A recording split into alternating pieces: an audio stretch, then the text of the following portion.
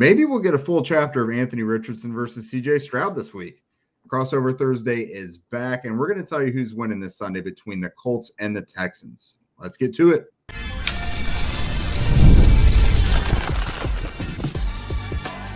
You are Locked On Texans, your daily podcast on the Houston Texans. Part of the Locked On Podcast Network, your team every day. All right, thanks for tuning in and making us your first listen of the day. This is a collaboration of your daily podcast covering your Indianapolis Colts and Houston Texans, part of the Locked On Podcast Network, your team every day. And Crossover Thursday is presented by Prize Picks. It's the easiest and most exciting way to play daily fantasy sports. Just go to prizepicks.com/lockedonnfl and use code all lowercase LOCKEDONNFL to win $50 instantly when you play $5. You don't even need to win to receive the $50 bonus. Prize Picks, run your game. All right, everybody, welcome to the show. Like I said, Crossover Thursday is back. It's week one. We are all so back right now, baby. But it's me and Cody Davis of Locked On Texans. I am Jake Arthur of Locked On Colts. And we are taking you through this entire lineup today. We're going everything you need to know about Colts Texans, basically a rivalry already revisited. Week 18, the Texans got the better of the Colts, won the AFC South with the whole thing, went on to the playoffs, had a nice little showing there. So week one, revenge game for the Colts. They get it already. So, Cody, let's go ahead and why don't you tell me what the biggest storylines for the Texans are on both sides of the ball? Well, the biggest storyline for the Houston Texans, of course, we're going to start on the offensive side, and that's basically incorporating Joe Mixon and Stephon Diggs. As you guys know, the Houston Texans were extremely busy this offseason. Very active. I'm expecting big things for the Houston Texans. And look, I get it. A lot of people out there are looking at the Texans and they thinking to themselves that they may not live up to the expectations due to them having a tough schedule. However, I do believe outside of the Colts, I must say, but I do believe that the first, let's say, 4 to 5 games of the season, I think that's going to be very crucial, starting, of course, Sunday against you guys. That is going to be very crucial for the Houston Texans, because not only will they try to live up to those expectations, but you got to find a way to incorporate Stephon Diggs, and you got to find a way to incorporate Joe Mixon. And, starting with Stephon Diggs, look, I will say this. After watching this team for majority of training camp, watching him in preseason, I would say that I think it's going to be a lot easier to incorporate Stephon, because he has had an opportunity to go through the entire training camp, majority, all of the offseason training. And of course, I think he played, if I'm not mistaken, one preseason game. And, he had put in some work along with CJ, along with Nico, along with Tank, along with John, along with Hutchinson. Like, he has put in work and has spent some really good time with this organization, with this team, with his teammates, to see how is he going to fit in. However, I am a little bit concerned about Joe Mixon, because Joe Mixon went down during the early part of training camp with an injury, missed majority, if not the rest of training camp. I think he came back the final weekend, and I really don't know if he's going to have an easier time trying to incorporate himself. I understand it. Look, of course, when you look at Joe Mixon, the number one thing for him is, can the big boys up front block for him? But at the same time, I do wonder the time that Joe Mixon off. I do wonder whether or not that's going to hinder his success, which means it may hinder the Houston Texans' success as well. That's the biggest storyline. And then on the defensive side of the ball, look, I know they haven't come out and said it officially, but the Houston Texans will be starting rookie Kamari Lassiter as CB2 and Caleb Bullock as your second safety. I'm now high on both of those guys. I did have my concerns, to say the least. However, I do want to see this defense, a defense that I'm projecting to be top 3 in the league, if not even better. I do want to see how those two rookies can incorporate themselves in helping the Houston Texans come away victorious come week 1. I like that. That's a really good point I hadn't necessarily thought of with the offense. Because, last year I think the Colts caught the Texans at a good time where they were still trying to figure things out offensively, how to balance things with CJ Stroud in the run game. And so the Colts caught him at a good time and really took advantage of that. Could be the same case here. I mean, you've got a lot of big mouths to feed there. You have to figure out, the run game. You've probably got to change it a little bit compared to what it has been. I mean, Joe Mixon requires a little more attention now. than what it's been in the past. And then Stephon Diggs, again, it's a great problem to have. Deep receiving core, but Stephon Diggs and Nico Collins and Tank Dell. I think the best argument is I'm going to throw it to the guy who's open. So the guy who has single coverage. Yeah, I mean that's his kind of get out of jail free card. So I love that argument. Hopefully for the Colts' sake, they're catching the Texans at a time where they're kind of figuring themselves out. And then they're on the defensive side of the ball. Really high praise. The Colts are kind of dealing with something similar, not dealing with something similar, but Nick Cross at safety, the other safety opposite of Julian Blackmon. That's a guy who received the lion's share of the first team reps at the other safety. You can't even call it free safety or strong safety because I think they're going to rotate a lot of those looks. But it wasn't until this week that Gus Bradley finally kind of gave up the ghost and said, yes, he's officially the starter. And then Laiatu Latu, you mentioned you got a couple defensive backs, rookie defensive backs you're working in. Latu is not, I don't think he's going to be like the primary second defensive end, but I think he's going to see a ton of work. Like he's going to get a lot of work on passing downs. But Kwity Paye is probably, your mainstay defensive end. And then it's going to be a lot of Tyquan Lewis, Laiatu Latu, and Dio Adengbo kind of rotating through there at the other defensive end spot. So a lot of teams on both sides trying to figure things out. I talked to Shane Steichen about that this week. We asked him, this is the most recent opponent you faced, but surely the game plan can't be the same. And he pointed out, the Houston has a bunch of dudes on that team. They got some really good players. He specifically mentioned them adding Danielle Hunter. And they've historically been kind of an underrated defense. Like they may not always rank super high by the end of the year, but especially coached by D'Amico Ryans, you always have got to bring your A game and be prepared for pretty much everything. Yeah, and the one thing I would say about this defense, like I said, I'm expecting it to be top 3. Like I say, even better. And we sit here talking about figuring out, but I'm also interested to see how Will Anderson Jr. and Danielle Hunter will play off each other because look, Danielle Hunter is also a big name, but of course he get kind of lost in the shuffle. But that's one thing I am interested in seeing, and I think this very first game is just going to be Coach D'Amico Ryans, Bobby Sloyd, kind of similar to what they did during week 2 last year when you guys came into Houston and beat them.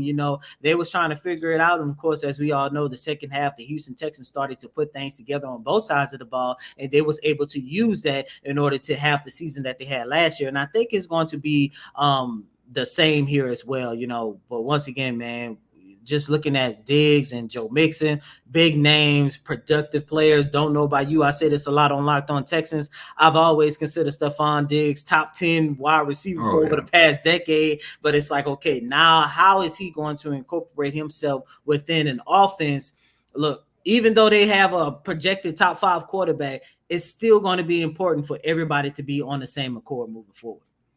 Yeah, he kind of gave a pretty feisty version of that answer recently in an interview. But, this is 2 teams where it seems like there's a lot of newness. Obviously the Texans brought in a lot of outside guys. The Colts, it feels like a new team just because of how many guys they're getting back from injury. But they, in terms of free agency and everything, they're running it back. They pretty much brought in all of their own guys, only bringing in 2 free agents, but they're backups. So, coming up here in a moment, we're going to talk about, a little bit more specifically with the Colts and what this game plan might look like. Now, a word from our friends at Prize Picks. Let me tell you, 1 Caleb Williams passing yard gets you a win on Prize Picks every week in September. That's right. Only 1 yard gets you an automatic win every football weekend in September. That's 4 weeks of free W's. So don't miss this deal on Prize Picks because it's gone when September ends. I personally drafted Caleb Williams in my home league. We're doing Superflex this year, so I feel really good about that as him as my QB2. If I'm going over, I can enjoy those spoils on Prize Picks as well. You can now win up to 100 times your money on Prize Picks with as few as 4 correct picks. Prize Picks is the best way to get action on sports in most states, including California, Texas, and Georgia. Prize Picks is the only real money daily fantasy platform with an injury insurance policy also. So that means your lineups stay in, your players stay in lineups, even if one of them gets injured. Because, I mean, life isn't fair, especially when you're throwing your money around and betting, and Prize Picks acknowledges that. So again, if your player leaves in the first half and doesn't return, Prize Picks means you still have those players alive. This is a good matchup. Is CJ Stroud going to absolutely torch this questionable Colts secondary? Cody thinks so. He's not in there. You can go and pick more than or less than on Stroud stat projections. What about Anthony Richardson running it effectively against Houston again, more or less on his rushing yards projection? So go check out this matchup. I'm sure those lines are bound to move by the time kickoff gets here. So download the PrizePicks app today and use code LOCKEDONNFL and get $50 instantly when you play $5. That's code LOCKEDONNFL on PrizePicks to get $50 instantly when you play $5. You don't even need to win to receive the $50 bonus. It's guaranteed. PrizePicks, run your game. And more exciting stuff. The new Locked On NFL is here. Locked On NFL is now 2 shows every day featuring our counterparts over in the AFC South. First up, it's the madman Tyler Rowland. He kicks you off in the morning with a double shot of NFL espresso. If you don't get that reference, Tyler is all energy. He is a great listen. And then you got to stop by the barbershop with Tony Wiggins for some real NFL talk. Add in the Locked On local experts and you get unprecedented NFL insight. Hot opinions, detailed breakdowns, all in 30 minutes. It's the new Locked On NFL, and it's twice a day. Make the madman Tyler Rowland and the barber Tony Wiggins your second listen at the new Locked On NFL on YouTube or wherever you get your podcasts. All right, Cody. So let me try and spit some truths about the Colts here. I'll be as objective as I can be. So on the offensive side of the ball, everything is about Anthony Richardson right now. I kind of have this labeled, all right, let's try the Anthony Richardson experience again. Because we only got a small taste of it last year. Obviously, it was nice against the Texans for about a quarter or so. He had 2 15-plus yard rushing touchdowns before leaving the game with a concussion. Oh, my God, he looked good. He did. But we'll see what it looks like at the start of this. I think the best part for the Colts is that the offense is fully open. So anything the Colts want to try and do, they trust Anthony Richardson to do it. You also, I mentioned earlier, you get a lot of guys back healthy. Obviously, Richardson is number one, but also Jonathan Taylor, who does historically well against the Texans. Just back in week 18, he had 170, 180 yards. So $188. Yeah. The last time we saw Jonathan Taylor, he was still very much Jonathan Taylor. And that's not the first big game he's had against Houston. So you've got Richardson, you've got Taylor, Michael Pittman Jr. is there. Alec Pierce should get a shot in the arm because he now has a quarterback that is willing to look for him deep. That's kind of where his bread is buttered. When he has a guy like Matt Ryan, Gardner Minshew, those guys, he's rendered almost useless because that's not his game. He doesn't mesh well with those guys. A.D. Mitchell is a very shiny new toy to have there in the second round. He's a big play receiver, can do a lot of acrobatic things, can win downfield. I would find it highly doubtful that Josh Downs plays in this game. Hasn't practiced yet, and he got injured at the beginning of August. So if for some reason he goes out and practices tomorrow and they feel that he's no longer rusty, sure, but he only just now got back on the field for rehab running routes. So I would find it pretty far-fetched to think that Downs is going to play. But they do still have 3 explosive guys out there, so that's good to see. And then again, the run game, obviously. So what does this offense look like? What do they want to try and do? Obviously, Jonathan Taylor seems like the best mode of attack. He always does very well. And it doesn't matter who the opponent is. That's a guy you always want to get rolling. But I'm interested to see if Houston lines up to stop Taylor, how effective is Richardson still after that? Because, he is his own threat to run the ball, but also he has the confidence to throw the ball wherever he wants on the field. So I think that's the biggest key offensively. And then on the defensive side of the ball, so here in Indy, every Colts fan has been screaming about the secondary all offseason. You could see the cornerback group that it probably needed another veteran added to it. And then the safety group, probably at least a couple guys added to it. the Colts have stood firm and said, we like the guys we have. We intentionally went young. We're going to let these guys play it out.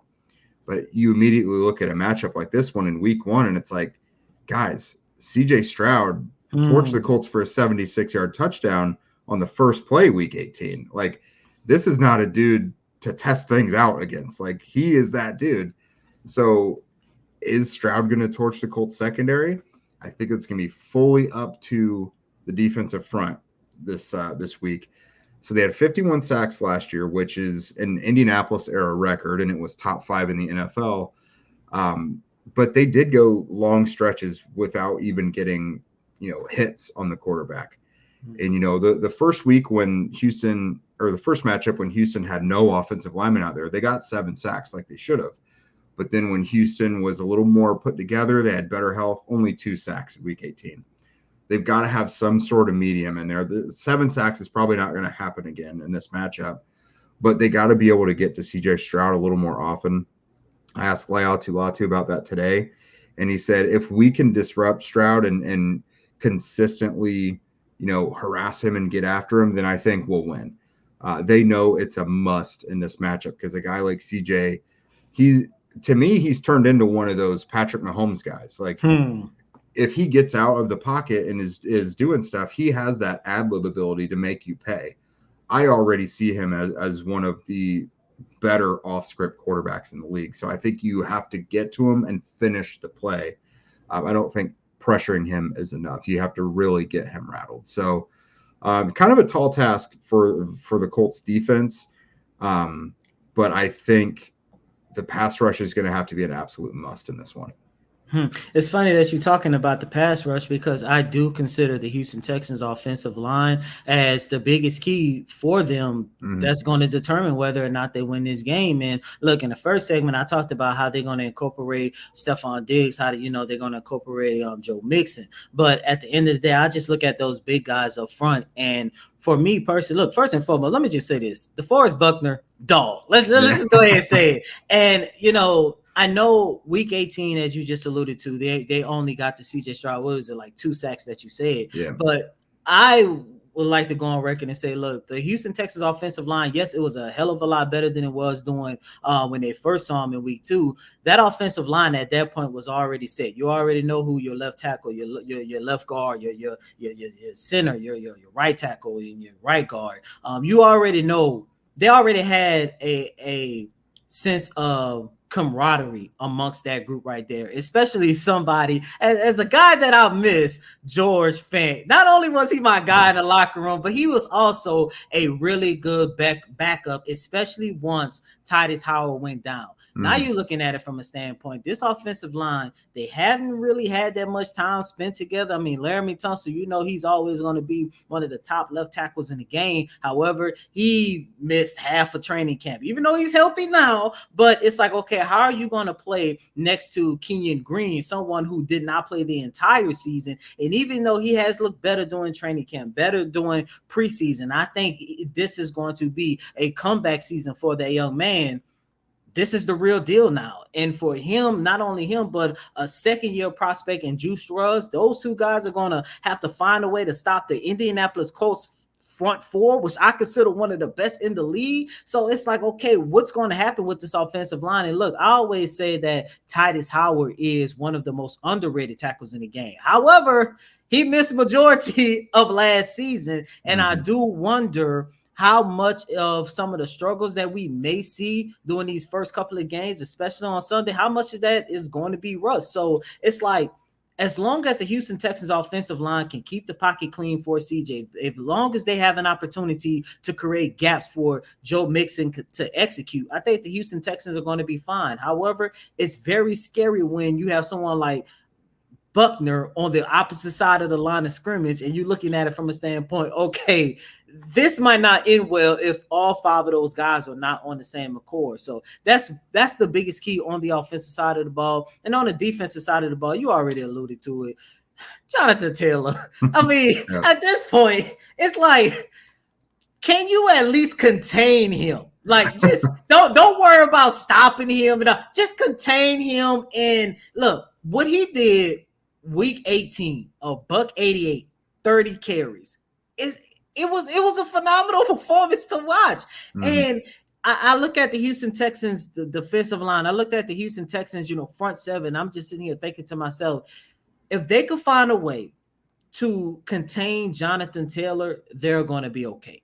Because if you take a look at the Houston Texans defense last season, they did a really good job revamping their entire run defense. However, once you started playing alongside Jonathan Taylor, you let somebody go almost 200 yards on you. So that's a little bit concerning. But not only is it concerning as stopping Jonathan Taylor, now you're looking at it from a standpoint, okay, I get it. I know a lot of people. I saw the preseason game too. Anthony Richardson did not look that good per se. However, I don't care if he only played 3.5, 4 games last year. I already consider him one of the best dual threat quarterbacks in the game.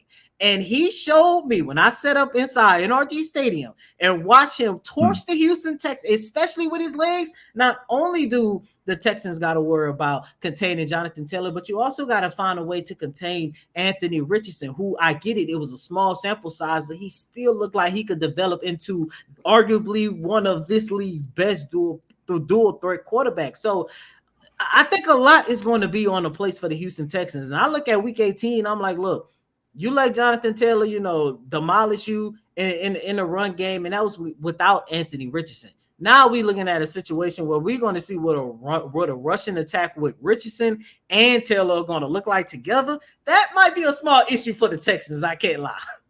Yeah, no, they got 2 snaps together last year, so we're going to see what it looks like when they get at least a full game together, hopefully, knock on wood.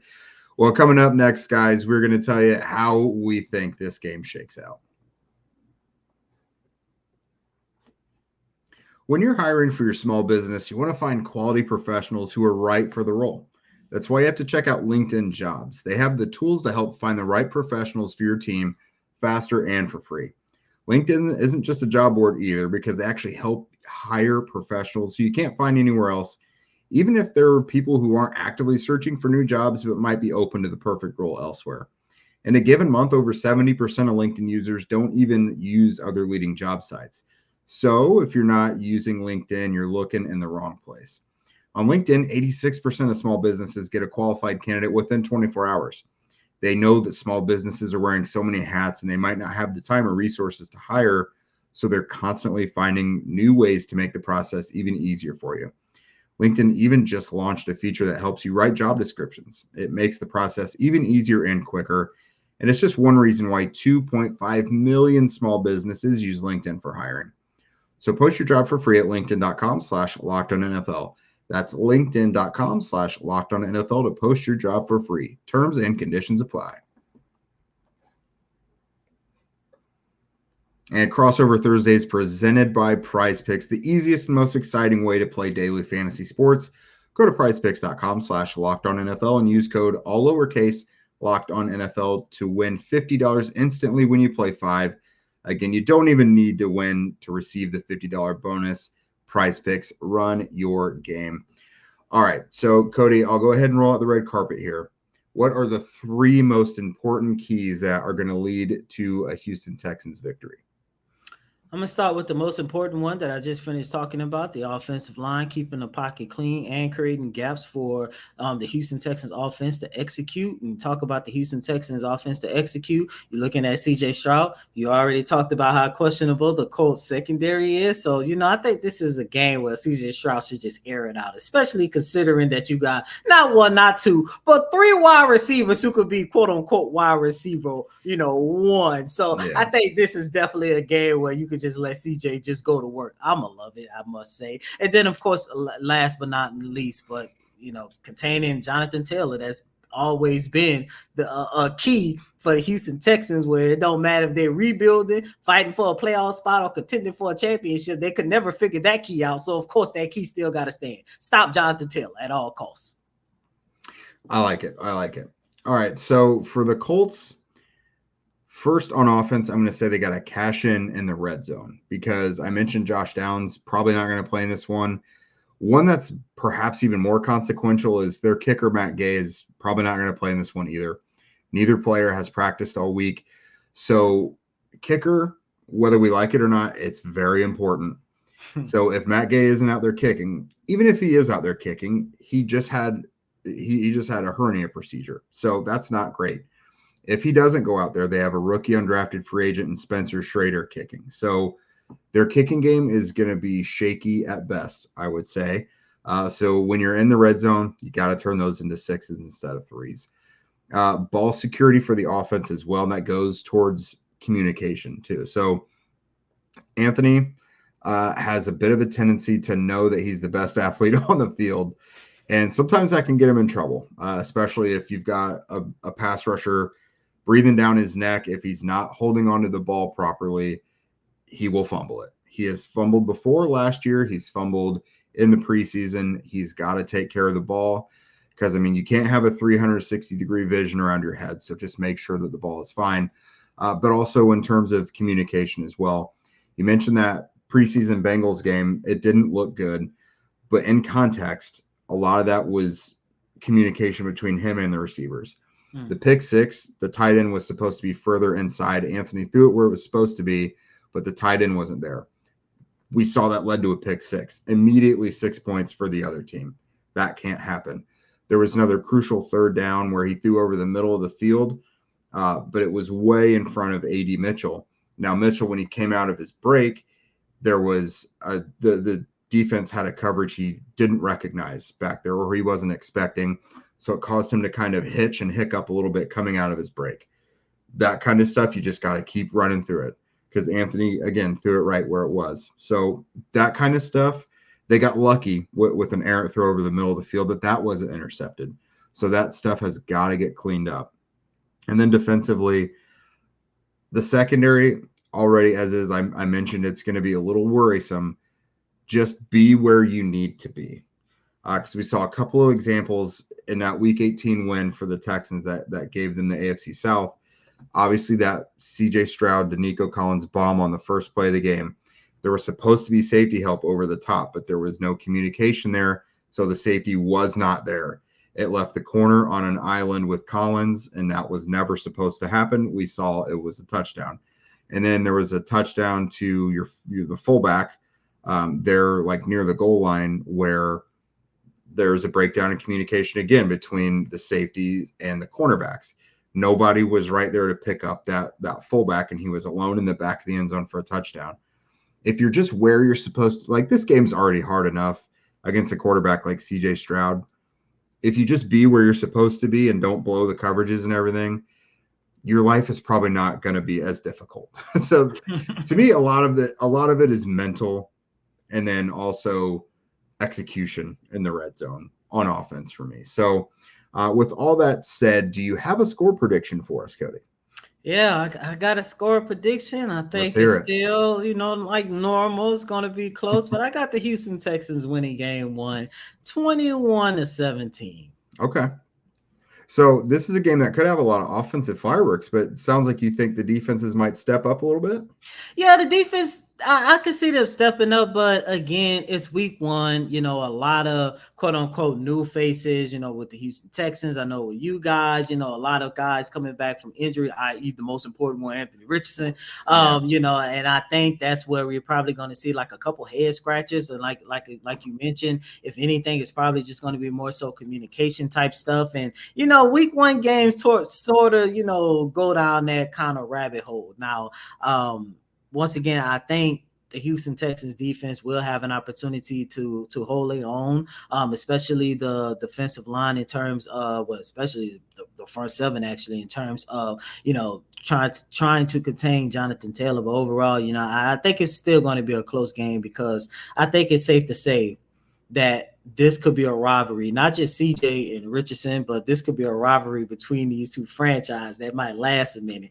And even though they never liked each other before, I think all the trash talk throughout the offseason rubs some players the wrong way in the Colts locker room. And I think, they're going to come in with an extra chip on their shoulder. I do think they would like to win. I think this will be a close one as well, but I'm a little more confident in the offenses right now. Both sides have quite a few weapons. I think that'll be tough for Houston to defend. And then obviously I think it's going to be tough for the Colts to defend as well. Houston just has so many weapons. I do have the Texans winning this one, 30-27. Again, a really close one. I mentioned the kicker battle. That's a 3-point game. It could be as simple as a missed field goal somewhere throughout the game. But in general, for the Colts, let's just be optimistic and say that their secondary gets it together at some point in the year. I don't know if week 1 is going to be the time that it happens. So I think the secondary might need a few weeks to gel together. And then will the kicking woes raise their head in this one? Because, even with Matt Gay out there, he has been in a little bit of a slump dating back to late last season. So the Colts, their secondary is very questionable. We have to see them have success before we believe it's going to happen. And then their kicking game has been kind of a very iffy situation, again, dating back to late last season. So one thing I do know, it's going to be an entertaining battle. I think we're all looking forward to the Anthony Richardson, CJ Stroud rivalry get going on. I know they're friends and they're not on the same field at the same time, but it's going to be really exciting. That's 2 young star quarterbacks. We already know CJ Stroud is that dude. He just won Rookie of the Year. Anthony Richardson looked, explosive at times in his 4-game sample size last year. But this does have the makings to be one of the most entertaining rivalries in the NFL. So we're all going to see, Sunday, 1 p.m. Eastern kick, 12 p.m. Central. Don't forget, our friends over at Locked On NFL are now 2 shows every day, featuring Tyler Rowland in the morning and then Tony Wiggins for some real NFL talk afterward. Add in the Locked On local experts, and you get unprecedented NFL insight all in 30 minutes. It's the new Locked On NFL, and it's twice a day. Make the Madman Tyler Rowland and the Barber Tony Wiggins your second listen at the new Locked On NFL on YouTube and wherever you get your podcasts. If you guys don't already, please be sure to follow us on social media and subscribe on YouTube and wherever you get your podcasts. And with that, we will see you guys tomorrow.